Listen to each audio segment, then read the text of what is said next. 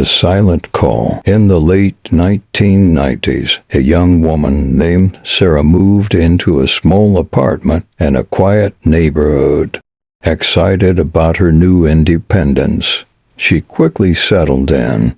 One night, while watching TV, her phone rang. The caller ID showed unknown. Curious, she answered. A voice whispered, "Can you hear me?" Startled, she hung up, thinking it was a prank. The next night, the same thing happened. This time, she felt a chill. It was a woman's voice, soft but urgent. "Can you hear me?" Feeling uneasy, Sarah decided to ignore the calls. Over the next few days, they continued, always late at night. Each time, she heard the same question. It began to invade her thoughts. Who was calling?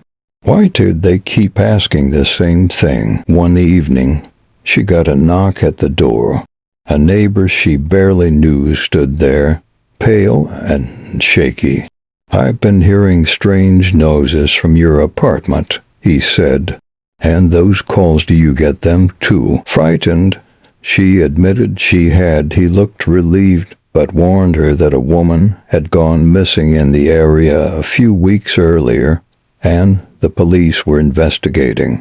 They both felt a sense of dread. The calls seemed too connected to ignore. Determined to find out more, Sarah did some research. The missing woman matched the voice she heard. Days turned into weeks, and the calls persisted, each one more frantic.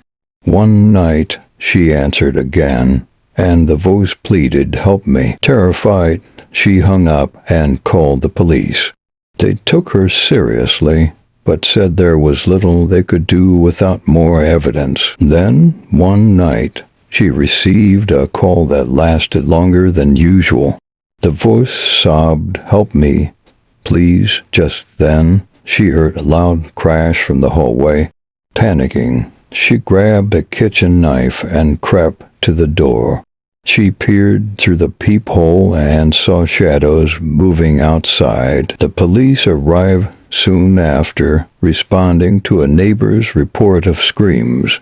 They searched the area, but found nothing suspicious.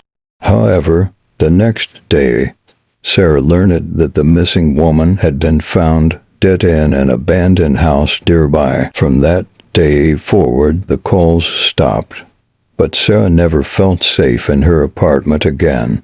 The unanswered questions haunted her. Was it truly a spirit reaching out for help, or something far more sinister? She eventually moved out, but the memory of those eerie calls lingered, a chilling reminder of how the past can sometimes reach into our lives.